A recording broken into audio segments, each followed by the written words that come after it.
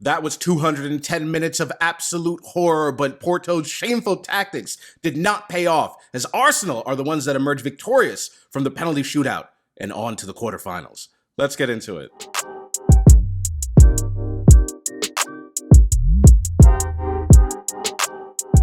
Good evening, my peoples, and welcome back to the Counterattack. Hope you and yours are doing very, very well. Oh boy, you already know what it is. It is the big one. The round of 16, leg 2. At home against Porto. And I looked at the lineups this afternoon, and not too many surprises, not any surprises at all. Although there is a new face on the bench, Tomiyasu. He returns from injury, but same lineup as Brentford, except David Raya. He returns in goal. We will need his calmness at the back with this Porto team, who I just know are going to sit back in a horrendous deep block. Porto are setting the tone in the first 10 minutes. They are compact. They are not letting us have any time on the ball whatsoever. And oh, believe me, they are taking their sweet, sweet time. Anytime the ball goes out of play, throwing themselves to the ground. So not only is Sergio Conceição going to have a deep block, but oh my goodness, shameful tactics from the off. At the midway point of the first half, Porto will be very, very pleased with how things are going so far. They are giving away absolutely nothing through the middle. And honestly, the Emirates crowd in that first half, at least through half of the first half, seemed a little bit subdued. They need to get back into it. The team needs to get back into it and impose themselves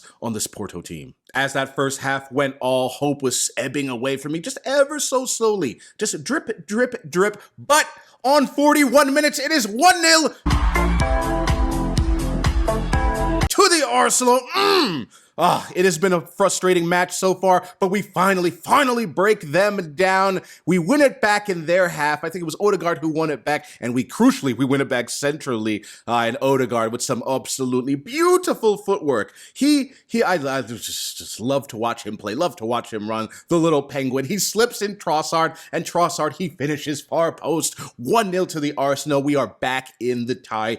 Game on! I'm absolutely thrilled we got that goal in the first half going into halftime, making Porto sit with that little lead. Porto, they are wasting time every single time they get the ball, and it's just we've done so well to get back into this game, because if we went in there 0-0 at halftime, Porto would be thinking, oh, well, if we can do this for one half, why can't we do it for two? But that's not what they got. I want to see more in the second half. We're back out for the second half, probably the most crucial half of European football we have had for eons, my people, and 25 minutes into the second half, and we have started to really pen this Porto team in, moving it a little bit quicker. The Porto team in that second half, it really seemed like they were going to sit deeper and deeper, probably as they tire.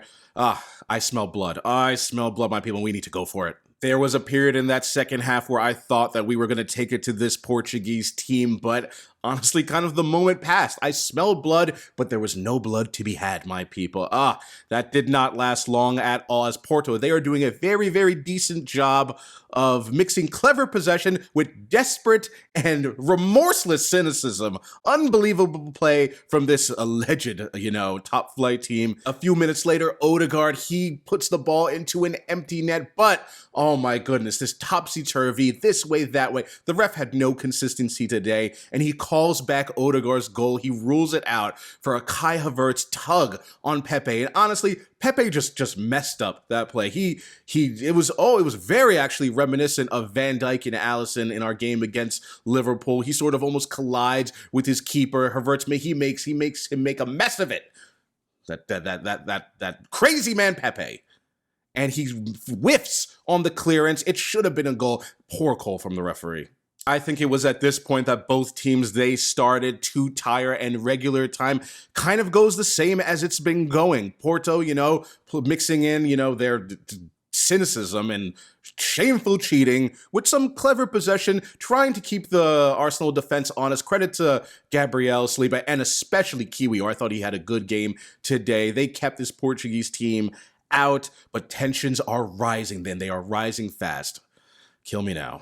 Wow, what a non-event extra time was. I don't remember anything that really happened in the 30 minutes of extra time. I don't think there were any real changes. Both sides were content to just let the kind of time, just roll off the clock.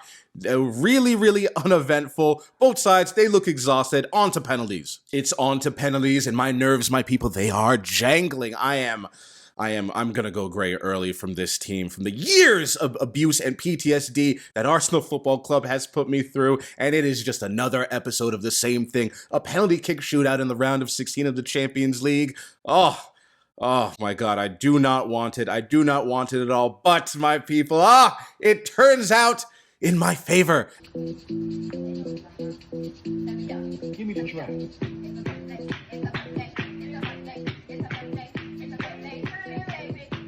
And we are through to the quarterfinals. David Raya, oh, you beautiful man. He saves 2 penalties from Galano and Wendell. And we are through to the quarterfinals and into the pot. That was an absolutely terrible experience, my people. I am sweating from the tension. But thank you for sticking with me. Please slap that like button, subscribe, and I'll see you next time. Take care.